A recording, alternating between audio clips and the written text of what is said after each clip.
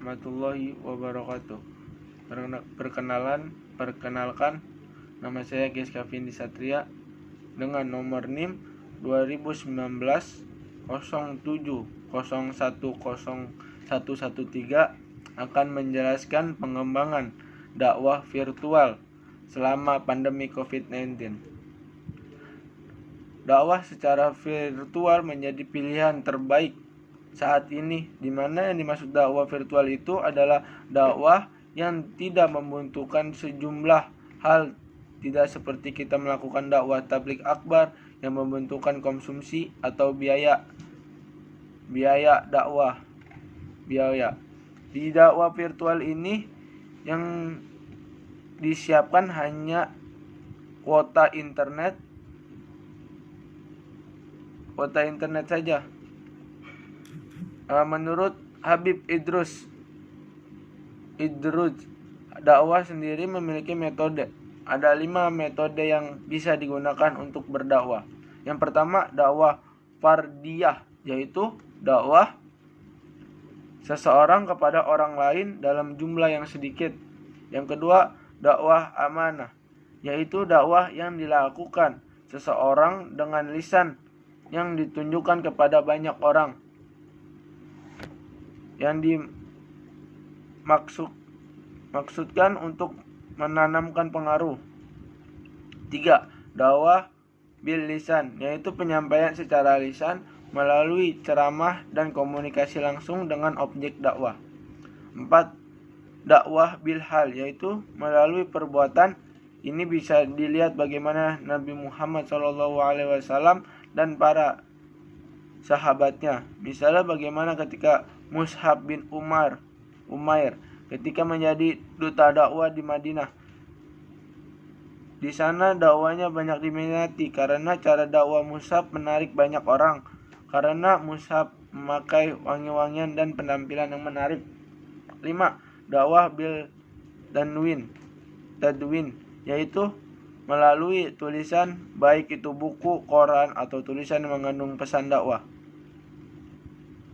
Keenam, dakwah bil hikmah, yaitu dakwah dengan cara arif dan bijaksana, sehingga membuat objek dakwah tertarik dengan materi dakwah tanpa ada tekanan dan konflik. Lalu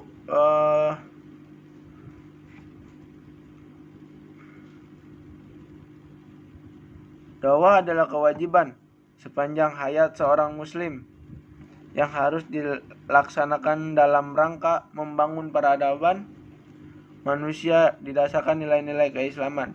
Kewajiban tersebut sebagaimana dijelaskan dalam surat Al-Imran ayat 104.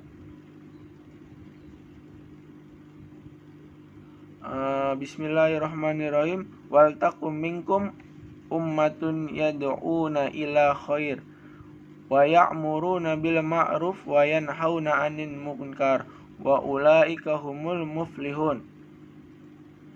Dan hendaknya ada di antara kamu segolongan umat yang menyeru kebajikan, menyuruh kepada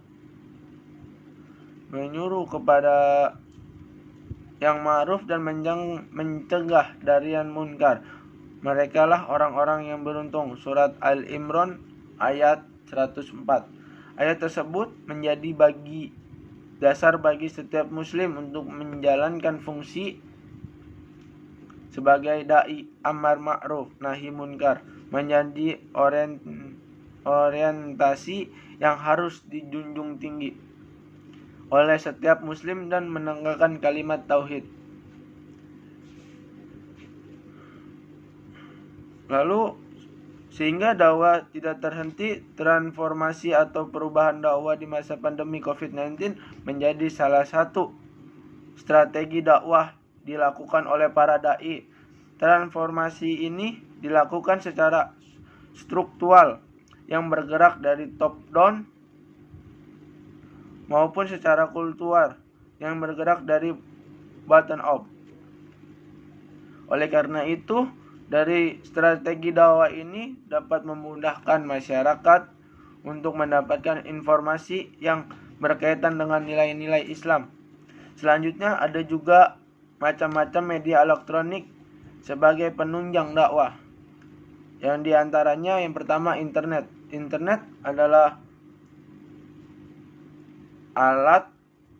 adalah jaringan komputer yang luas yang menghubungkan pemakai komputer satu komputer dengan lainnya dan dapat berhubungan dengan komputer dari suatu negara ke negara di seluruh dunia.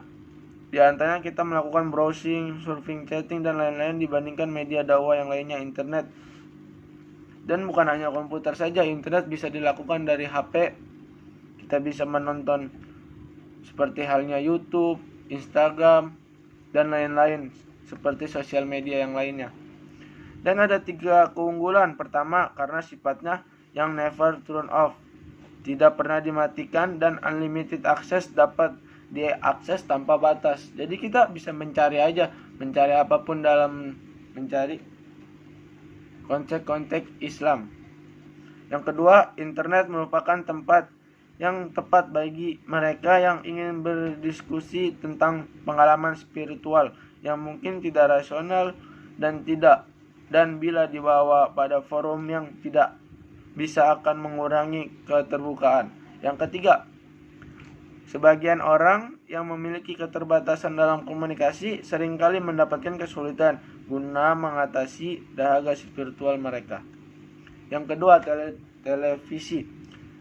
Nah, televisi ini sering sangat digunakan ketika acara-acara seperti bulan suci Ramadan mendekati waktu buka. Di situ banyak yang menggunakan untuk mengisi waktu luang, seperti contohnya ada lomba dai, lomba apa saja yang berbau keislaman. Yang ketiga, radio. Radio merupakan sarana informasi yang penyampaian informasinya dengan menggunakan pemanfaatan gelombang elektromagnetik. Mungkin di zaman sekarang radio sangat jarang dipakai, lebih mencondong kepada internet dan televisi. Hakikat transformasi atau perubahan dakwah di masa pandemi COVID-19 ini agar masyarakat khusus umat Islam agar lebih mudah mendapatkan informasi terkait dengan nilai-nilai keislaman yang dapat memberikan kemudahan sehingga terjadi perubahan dari segi spiritual dengan berbasis nilai-nilai agama. Dalam situasi seperti ini, dakwah secara virtual menjadi pilihan terbaik terutama. Sekian yang bisa saya sampaikan, kurangan dari saya, lebihnya dari Allah. Bila taufik wal hidayah. Wassalamualaikum warahmatullahi wabarakatuh.